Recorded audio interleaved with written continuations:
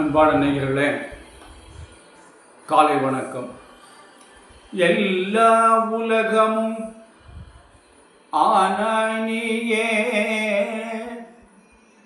ஏகம்பமே நீ இருந்தாய் நீயே. நல்லாரை நன்மை அறியச் செய்வாய் நீயே, பொல்லா வினைகள் அறுப்பாய் நீயே.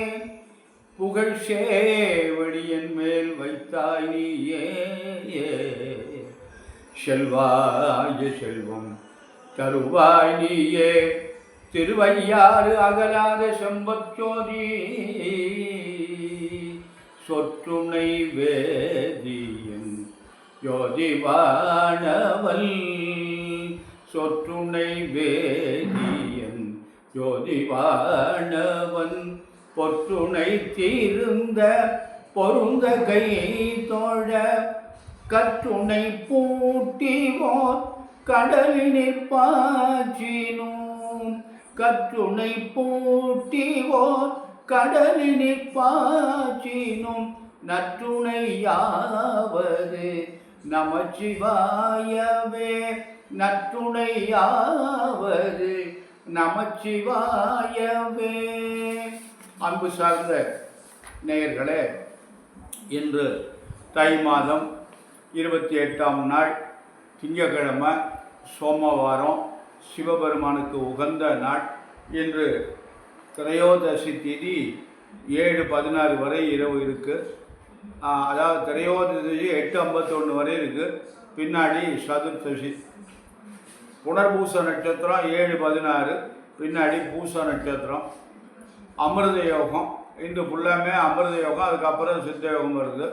ராகு காலம் எப்போதுமே திங்கட்கிழமை 7:30 முதல் 9, யமகண்டம் 10:30 முதல் 12, குளியல் 1:30 முதல் 3, சூலம் கிழக்கு, பரிகாரம் கை. அன்பான நேயர்களே, இன்று ராசி பலன்கள் எப்படி இருக்கிறது, கிரகங்கள்லாம் எப்படி இருக்குது, ஒரு ஜாதகத்தில் இன்றைக்கி கிரகங்கள்லாம் எப்படி இருக்குது அப்படின்னு நம்ம பார்த்தோம்னா, இன்றைக்கி மகரத்தில் இருக்கார் சூரியன். சந்திரன் கடகத்துக்கு வந்துட்டார். ஏன்னா புனர்பூசம் 4ஆம் பாதம் கடகராசிக்கு வந்துட்டார் சந்திரன். அது சொந்த வீட்டுக்கு ஆட்சிக்கு வந்துட்டார். செவ்வாய் மிதுனத்தில் இருக்கார். புதன் கும்பத்தில் இருக்குது. குரு ரிஷபத்தில் இருக்குது. சுக்கிரன் மீனத்தில் உச்சம். குரு சுக்கிரன் பரிவர்த்தனை யோகம். சனி கும்பத்தில் சொந்த வீட்டில் ஆட்சியில் புதனோடு சேர்ந்துருக்காரு. ராகு மீனத்தில், கேது கன்னியில். அன்பான நேயர்களை, இன்று ராசி பலன்கள்லாம் எப்படி இருக்குது அப்படின்னு பார்த்தோம்னா, மேஷராசிக்கு இந்த நேரம் எப்படி இருக்குது.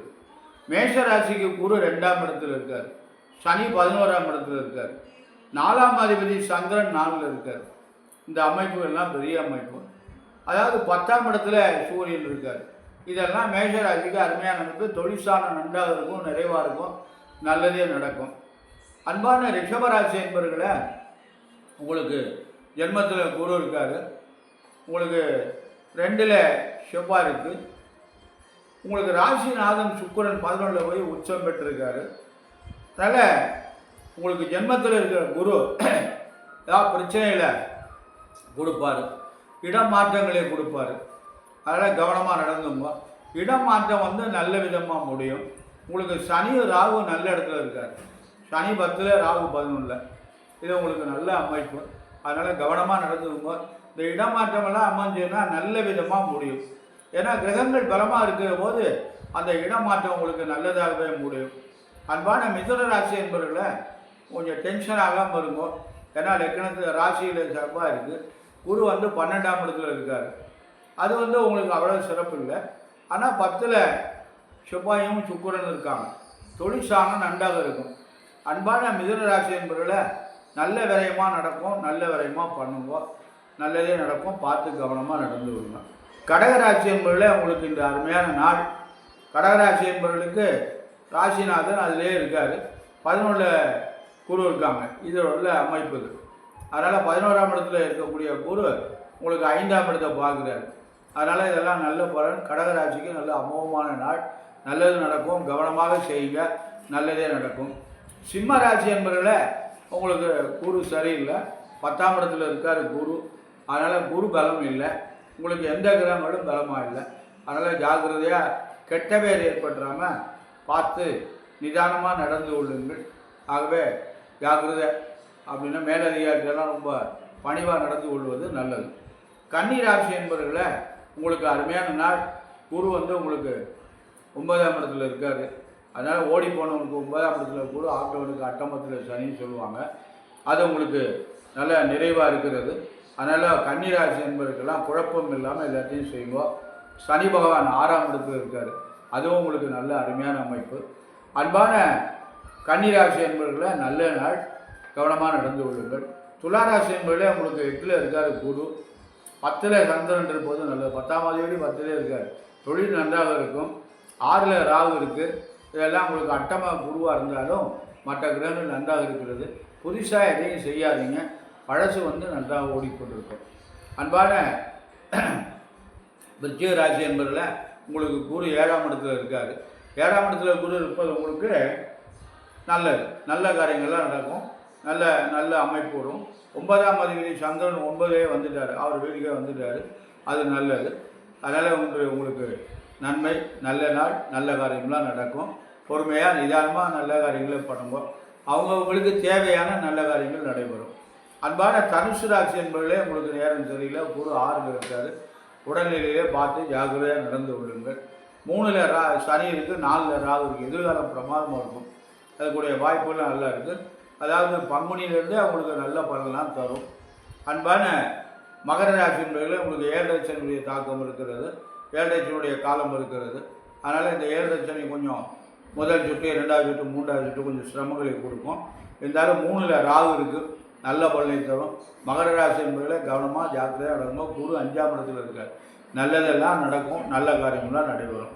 அன்பான கும்பராசி என்பதில் உங்களுக்கும் 7 நடக்கிறது. உங்களுக்கு எந்த கிரகங்களும் பலமாக இல்லை, பார்த்து நிதானமாக கவனமாக நடந்து கொள்ளுங்கள். மீனராசி என்பதில் உங்களுக்கும் 7 நடக்குது. அதனால் மகர ராசி, கும்பராசி, மீனராசிக்கெல்லாம் 7 நடந்துட்டு இருக்குது. மீனராசிக்கு குருவுடைய பார்வை பிரமாதமாக இருக்குது.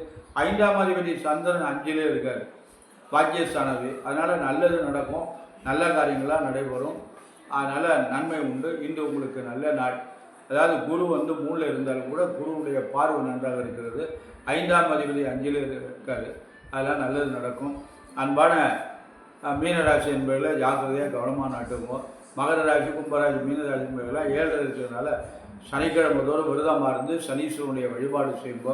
கோளறு திருப்பதியும் பாராயணம் பண்ணுங்க, நல்லதே நடக்கும். அன்பான நேயர்களை நாம் ஒவ்வொரு நாளும் ஒவ்வொரு நம்ம காரியங்களை பற்றி நம்ம பேசுகிறோம். இப்போ நம்ம ஒரு முக்கியமான கருத்து முன்னாடி சொல்லியிருப்பேன்னு நினைக்கிறேன், இருந்தாலும் மீண்டும் நினைவுபடுத்துகிறேன். ஒரு முக்கியமான காரியத்தை நம்ம நினைவுபடுத்துகிறோம் எல்லாருக்கும். மரம், மனிதன், இதை ரெண்டையும் நாம் ஒப்பிடுற போது மரம் உயர்ந்ததா, மனிதன் உயர்ந்தானா அப்படின்னு ஒரு தலைப்பு இருக்குது. அதில் அது மனிதன் வாழ்வதற்கு கையை நீட்டுகிறார், மனிதன் அவன் வாழ்வதற்காக கையை நீட்டுகிறார். ஆனால் மரம் நாம் வாழ்வதற்காக கையை நீட்டுகிறது. மரத்துக்கு கை என்னன்னா அதனுடைய கிளைகள், அதனால் அது நீட்டி கிளைகள்லாம் தளைஞ்ச உடனே நல்ல நிழல் கிடைக்குது. அந்த நிழலில் போய் நம்ம இருக்கோம், சுகந்தமான நல்ல காற்று கிடைக்குது. அப்போ மனிதன் தான் வாழ்வதற்காக கையை ஏந்துகிறான், ஆனால் மரமோ அது நமக்காக அது கையை நீட்டுகிறது. அடுத்து முக்கியமான கருத்து, இந்த மரம் விழுந்த உடனே அது என்ன பண்ணுதுன்னா காற்றில் இருக்குது, விழுந்த உடனே வீட்டுக்கு வந்துடுது. அதில் மரம் சாஞ்சிட்டுன்னா வெட்டிவிட்டால் வீட்டுக்கு கொண்டு வந்துடும். வீட்டுக்கு கொண்டு என்ன ஆகுது, தேவையான வேலைகளுக்கு பயன்படுத்துகிறோம். கழிவுகளை பூரா அடுப்புக்கு பயன்படுத்துகிறோம். அந்த அடுப்பில் பயன்படுத்துறதுக்கப்புறம் அதை கரியாகவும் பயன்படுத்துகிறோம். அதனால் அந்த பொருள் அனைத்தும் நமக்கு பயன்படுகிறது. மனிதன் விழுந்துட்டால் பிரயோஜனமே இல்லை, காட்டுக்கு போகிறான். மனிதன் விழுந்தவுடனே காட்டுக்கு போயிடறான். மரம் விழுந்ததுன்னா நாட்டுக்கு வந்தது. அதனால் எது உயர்ந்தது, மனிதன் உயர்ந்தவனா, மரம் உயர்ந்ததா? இப்படி நம்ம பார்க்குற போது மரம் உயர்ந்தது, மனிதன் உயர்ந்தவன் அல்ல. ஆனால் இந்த மனிதன் உயர்ந்தவன் என்பதற்கு ஒரு சான்று என்னன்னா, பகுத்தறிவு என்ற ஒரு அறிவு மனிதனுக்கு இருக்கு. அந்த அறிவினால் ஆய்ந்து பார்க்கக்கூடிய அறிவு இருக்கும். இப்போ உள்ளவங்கள்ட்ட அந்த ஆய்ந்து பார்க்கக்கூடிய, ஆராய்ந்து பார்க்கக்கூடிய, சிந்தித்து பார்க்கக்கூடிய அறிவு இந்த எந்த மனிதத்தையும் கிடையாது. ஏன்னா இப்போ காலம் போகின்ற போக்குகள்லாம் நம்ம ரொம்ப வினோதமாக இருக்குது, ரொம்ப விந்தையாக இருக்குது. மனிதனுக்கு வருத்தப்படக்கூடிய, ரொம்ப வருத்தப்படக்கூடிய சூழ்நிலைலாம் இருக்குது. இந்த 4 வயசு குழந்தைகள், 13 வயசு குழந்தைகள், பள்ளிக்கூடத்தில் படிக்கக்கூடிய குழந்தைகள், காவல் காக்கின்ற பெண்மணிகள், இவங்களுக்கெல்லாம் ஒரு பாதுகாப்பு இல்லை. இவங்களை என்ன பண்ணுறாங்கன்னா, அந்த காவல் காக்க வேண்டியவங்களை அவங்களுக்கு எடுத்து போடுறாங்க. பாடம் நடத்துகின்ற ஆசிரியர்களை அந்த குழந்தைகளுக்கு எடுக்கிறாங்க. என்ன பாருங்கள், எவ்வளோ வினோதமான, எவ்வளவு மோசமான காலம் பாருங்கள். இதெல்லாம் அவங்க சந்ததிக்கு பாவத்தை சேர்த்து வைக்கிறாங்க. இதனால என்ன விளைவுகள் ஏற்படுது தெரியுமா? அவங்க சந்ததி வளராது. அதை பற்றி அவங்க சிந்திக்கலை. அன்றைக்கு அது அவங்க நினைக்கிறது நடந்தால் சரி அப்படின்னு அவங்க நினைக்கிறாங்க. அதனுடைய ஒரு தவறு. அது என்ன பண்ணும்னா, அவங்க பேரம்பேத்தி ஜாதகத்தில் போய் உட்காந்துருக்காங்க. ஒரு கன்னி பெண்ணுடைய சாபம் இருக்குது அப்படிங்கிறாங்க. இதுதான் காரணம் அப்படின்லாம் ஒரு கருத்து இருக்குது. அதனால் இந்த நாம் என்ன பண்ணணும் கேட்டால், மனிதன் பகுத்தறிவு இருக்கிறது. ஆனால் அந்த மனிதன் அந்த அறிவை பயன்படுத்துவதில்லை. அதனால் மனிதன் மனிதனாக வாழணும். மனிதன் மிருகமாக வாழக்கூடாது. மனிதன் மனிதனாக வேண்டும். நமக்கு மனிதனாக பிறக்கின்றோம். நாம் பிறப்பதற்கு அன்னையும் தந்தையும் காரணமாக இருக்கின்றார். நம்மை வளர்த்து ஆளாக்கி படிக்க வச்சு வேலை வாங்கி கொடுத்து திருமணம் செய்து கொடுக்குறாங்க. நமக்கு அந்த திருமணம் சடங்கு என்பது நாம் இல்லற வாழ்க்கையில் ஈடுபட்டு நாம் குழந்தை குட்டியை பெற்று சந்தோஷமாக வாழ்வதற்காகத்தான் இல்லறம்.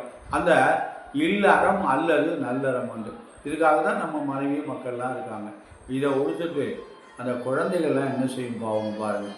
இதில் அதனால் அந்த மனிதன் இறந்த உடனே அவனை வீட்டில் யாரும் வச்சுக்க முடியல. அதனால் அந்த மனிதன் நிறைய தவறு செய்கிறான். அதனால் அவனோட உடம்பு நாற்ற உடம்பாக போகிறது. அவன் வீழ்ந்தவுடன் அவனை வீட்டில் யாரும் வைத்துக் கொள்வதற்கு வாய்ப்பில்லை. காட்டில் கொண்டு போய் எரித்து விடுகிறோம், இல்லைன்னா புதைத்து விடுகிறோம். அதனால் அதுதான் மண்ணோடு மண்ணாகவும் போகலாம், சாம்பலாகவும் போகலாம். இந்த திருநீரிட்டுக்குள்ளவருடைய தாத்துரியத்தை சொல்கிறாங்க, இந்த உடம்பு சாம்பலாகவும் போகலாம், இந்த உடம்பு மண்ணாகவும் போகலாம். அதனால் திருநீர், அதாவது திருமண் என்று சொல்கிறாங்களே இல்லையா, அந்த திருமண்ணை இட்டுக்கொள்ளக்கூடிய ஞாபகார்த்தம் என்னென்னு கேட்டால், நீ ஒரு நாளைக்கு மண்ணோடு போயிடலாம், நீ ஒரு நாளைக்கு சாம்பலாக போயிடலாம் அப்படின்னு நம்ம நினைவுபடுத்துவதற்காகத்தான் நமக்கு அந்த முன்னோர்கள்லாம் இந்த மாதிரி ஒரு வழிகளெல்லாம் நமக்கு தந்திருக்கிறாங்க.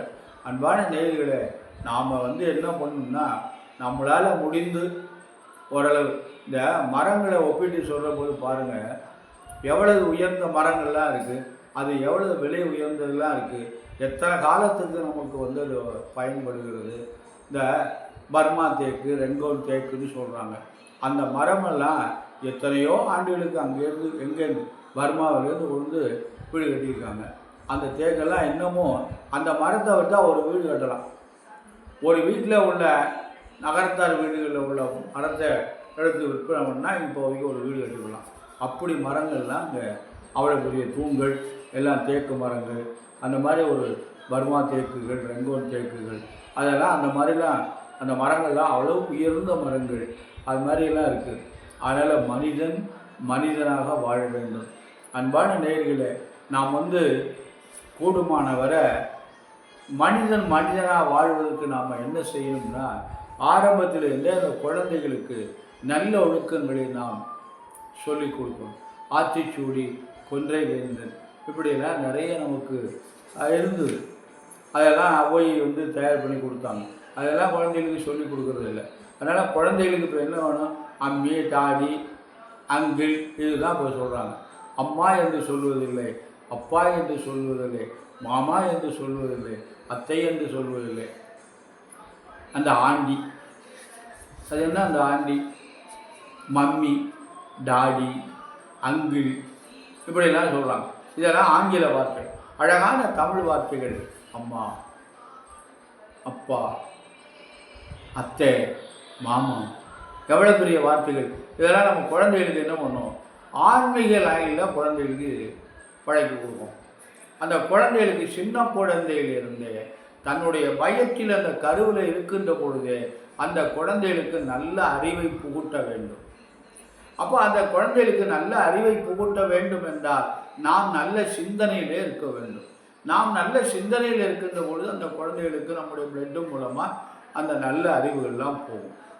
தாய்ப்பால் கொடுக்கின்ற பொழுது நம்முடைய மனது தூய்மையாக நல்ல சிந்தனையில் இறைவன் நாமாவளியை சொல்லிக்கொண்டே அந்த குழந்தைகளுக்கு பால் கொடுக்கணும். அப்போ தான் அந்த தாய்ப்பால் மூலமாக அந்த குழந்தைகளுக்கு நல்ல ஒழுக்கங்கள் வரும்.